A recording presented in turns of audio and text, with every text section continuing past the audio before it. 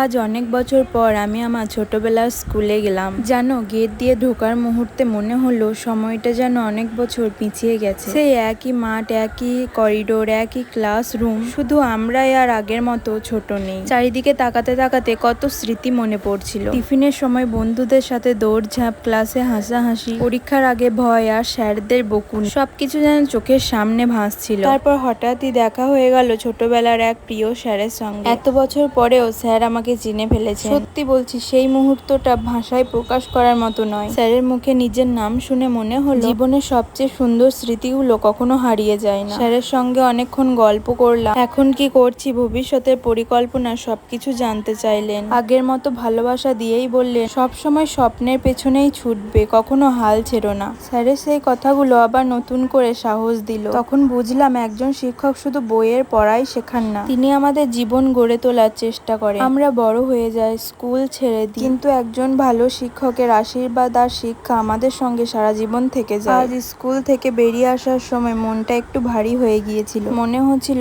আবার সেই ছোট্ট স্কুল জীবনে যদি ফিরে যেতে পারতাম। আজকের এই ছোট্ট দেখা আমার মনে সারা জীবনের একটা ছোট্ট স্মৃতি হয়ে রয়ে যাবে। যদি তোমাদেরও কোনো প্রিয় স্যার বা ম্যামের সঙ্গে দেখা না হয়ে থাকে অনেক দিন, তাহলে অবশ্যই গিয়ে একবার দেখা করে এসো। বিশ্বাস করো, সেই কয়েকটা মুহূর্ত তোমার মন একদম ভরে দেবে। ধন্যবাদ, সবাই ভালো থেকো।